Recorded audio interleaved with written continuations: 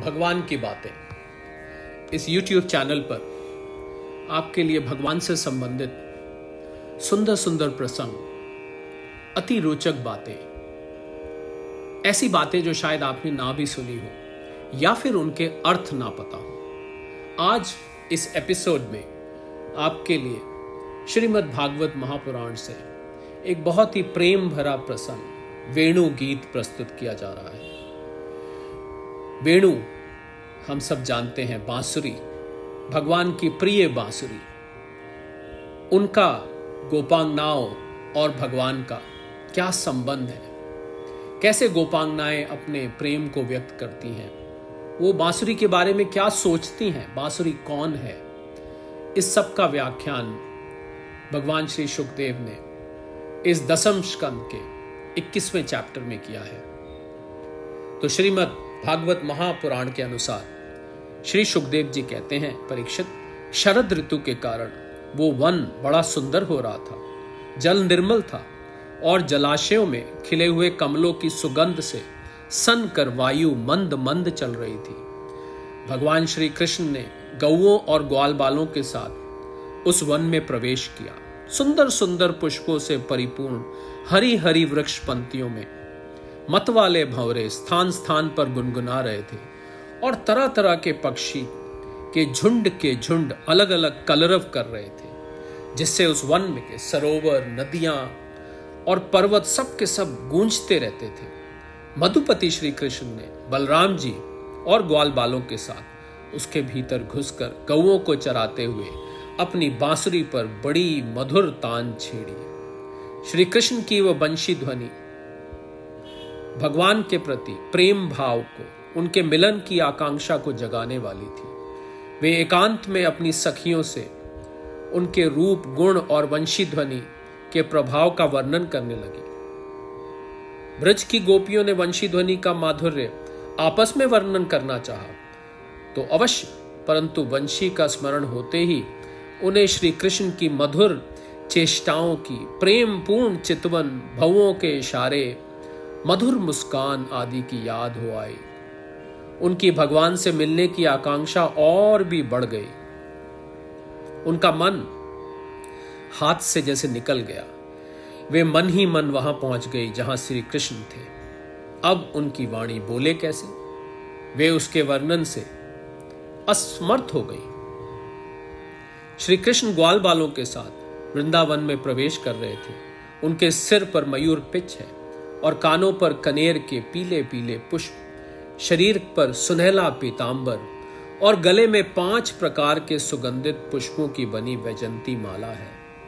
रंग मंच पर अभिनय करते हुए श्रेष्ठ नट का सा क्या ही सुंदर वेश है। बांसुरी के छिद्रों को वे अपने अधरामृत से भर रहे हैं। उनके पीछे पीछे ग्वाल बाल उनकी लोक पावन कीर्ति का गान कर रहे हैं। इस प्रकार वैकुंठ से भी श्रेष्ठ वो वृंदावन धाम उनके चरण चिन्हों से और भी रमणीय बन गया है। परीक्षित, ये वंशी ध्वनि जड़ चेतन समस्त भूतों का मन चुरा लेती है। गोपियों ने उसे सुना और सुनकर उनका वर्णन करने लगी। वर्णन करते करते वे तन्मय हो गई और श्री कृष्ण को पाकर आलिंगन करने लगी। गोपियां आपस में बातचीत करने लगी, अरे सखी, हमने तो आंख वालों के जीवन की और उनकी आंखों की बस यही इतनी सी सफलता समझी है, और तो हमें कुछ मालूम ही नहीं है। ये कौन सा लाभ है? वह यही है कि जब श्याम सुंदर श्री कृष्ण और गौर सुंदर बलराम ग्वाल बालों के साथ गायों को हाँक कर वन में ले जा रहे हो या लौट कर ब्रिज में ला रहे हो, उन्होंने अपने अधरों पर मुरली धर रखी हो और प्रेम भरी तिरछी चितवन से हमारी ओर देख रहे हो, उस समय हम अपनी मुख माधुरी का पान करती रहें। अरे सखी, जब वे आम की नई कोपलें, मोरों के पंख, फूलों के गुच्छे, रंग बिरंगे कमल और कुमुद की मालाएं धारण कर लेते हैं, श्री कृष्ण के सांवरे शरीर पर पीतांबर और बलराम के गौरे शरीर पर नीलांबर फहराने लगता है, तब उनका वेश बड़ा ही विचित्र बन जाता है। ग्वाल बालों की गोष्ठी में वो दोनों बीचों बीच बैठ जाते हैं और मधुर संगीत की तान छेड़ देते हैं।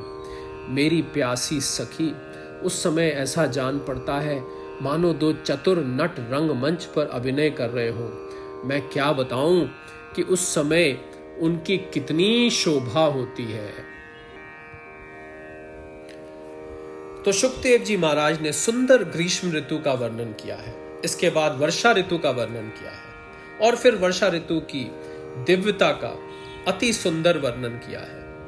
वर्षा ऋतु के बाद शरद ऋतु का वर्णन शुकदेव जी महाराज ने किया है और गोपियों ने सुंदर वेणु गीत गाया, जिसके केवल यही भाव है कि अगर संसार में कोई देखने योग्य है तो वो केवल भगवान श्री कृष्ण है।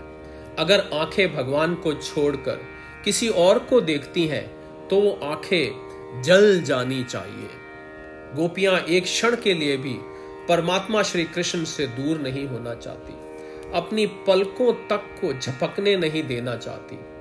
गोपियां कह रही हैं भगवान के अवतार लेने से चेतन और जड़ सभी उनके रूप रस का माधुर्य का पान कर रहे हैं। ये गौ, ये वेणु, ये नदियां, ये ग्वालबाल, ये गिरिराज सब बड़भागी हैं जिन्हें भगवान का सानिध्य प्राप्त हुआ है।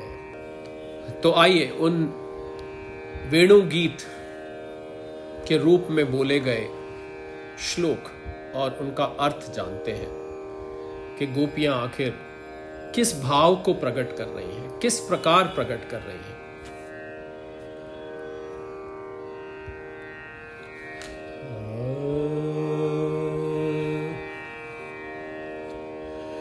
इदं शरत् स्वच्छ जलम पद्माकर सुगंधिना विशुद्ध युनावातम सगो गोपाल को जुत्ता। इसमें श्री शुकदेव जी कहते हैं, परीक्षित, शरद ऋतु के कारण वो वन बड़ा सुंदर हो रहा था। जल निर्मल तय और जलाशयों से खिले हुए कमलों की सुगंध से सनकर वायु मंद मंद चल रही थी। भगवान श्री कृष्ण ने गौओं और ग्वाल बालों के साथ उस वन में प्रवेश किया। अगले श्लोक में कहते हैं, कुसुमित वन राजशुष्मी भृंग द्विज कुल घुसरा सर्णमीध्रमा मधुपतिर्वगाय चारयान गा सह पशुपाल बल चुकूज वेणुम। अर्थात सुंदर सुंदर पुष्पों से परिपूर्ण हरी हरी वृक्ष पंक्तियों में मतवाले भंवरे स्थान स्थान पर गुनगुना रहे थे, जिससे उस वन के सरोवर, नदियां और पर्वत सब के सब गूंजते रहते थे।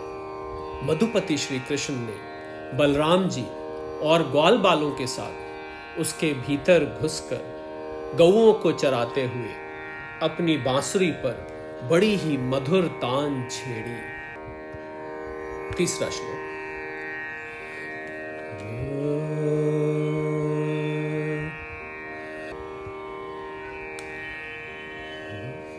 तद्व्रज स्त्री आश्रित्य वेणुगीतं स्मरोदयम् काशित परोक्षं कृष्ण स्वसखिभ्यो न्यवर्णना। अर्थात श्री कृष्ण की वो वंशी ध्वनि भगवान के प्रति प्रेम भाव को, उनके मिलन की आकांक्षा को जगाने वाली थी। उसे सुनकर गोपियों का हृदय प्रेम से परिपूर्ण हो गया। वे एकांत में अपनी सखियों से उनके रूप, गुण, वंशी ध्वनि के प्रभाव का वर्णन करने लगी। आइए चौथा श्लोक देखते हैं। त्वद्वर्णयितु मार्बदा स्मरन्त्य कृष्णचेष्टितम्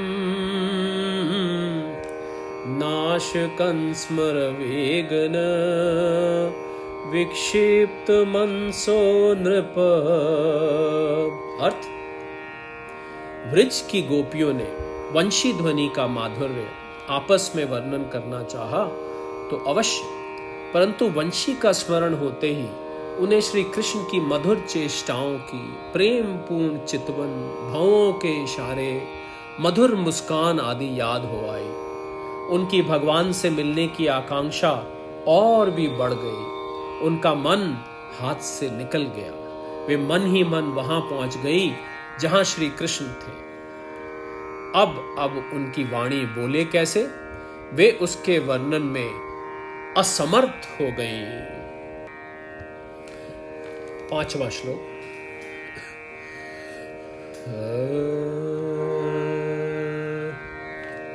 बर्हपीडम नटवरवपो कर्णयो कर्णिकारम् बिभ्रद्वासः कनकपिशं वैजयन्तीं च मालमा रन्ध्रान् वेणोधर शुद्ध्या पुरयन् गोवृन्दरे वृन्दारण्यं स्वपदरमणं प्राविष्ट्वीत कीर्ति। अर्थ, वे मनी मन देखने लगे कि श्री कृष्ण ग्वाल बालों के साथ वृंदावन में प्रवेश कर रहे हैं। उनके सिर पर मयूर पिच है, कानों पर कनेर के पीले पीले पुष्प, शरीर पर सुनहला पीतांबर और गले में 5 प्रकार की सुगंधित पुष्पों की बनी वैजंती माला है। रंगमंच पर अभिनय करते हुए श्रेष्ठ नट जैसा क्या सुंदर वेश है। बांसुरी के छिद्रों को वे अपने अधरामृत से भर रहे हैं। उनके पीछे पीछे ग्वाल बाल उनकी लोक पावन कीर्ति का गान कर रहे हैं। इस प्रकार वैकुंठ से भी श्रेष्ठ वो वृंदावन धाम उनके चरण चिन्हों से और भी रमणीय बन गया है। 6वां श्लोक।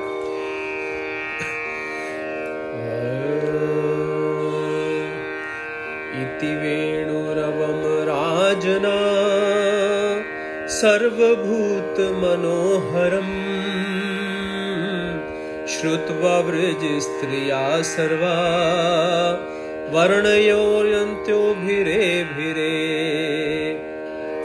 श्री सुखदेव जी कहते हैं, परीक्षित, ये वंशी ध्वनि जड़ चेतन समस्त भूतों का मन चुरा लेती है।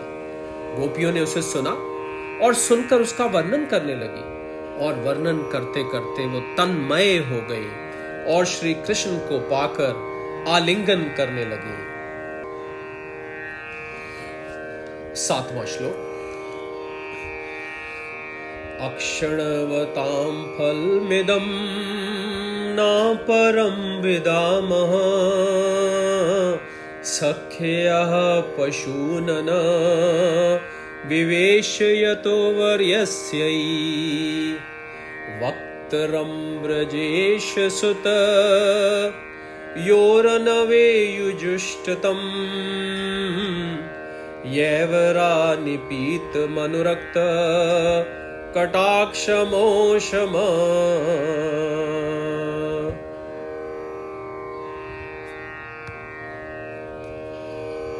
अर्थात गोपियां आपस में बातचीत करने लगी। अरे सखी, हमने तो आंख वालों के जीवन की और उनकी आंखों की बस यही इतनी सी सफलता समझी है, और तो हमें कुछ मालूम ही नहीं ये कौन सा लाभ है। वह यही है कि जब श्याम सुंदर श्री कृष्ण और गौर सुंदर बलराम ग्वाल बालों के साथ गायों को हाँक कर वन में ले जा रहे हो या लौटा कर ला रहे हो, उन्होंने अपने अधरों पर मुरली धर रखी हो और प्रेम भरी तिरछी चितवन से हमारी ओर देख रहे हो, उस समय हम उनकी मुख माधुरी का पान करती रहे।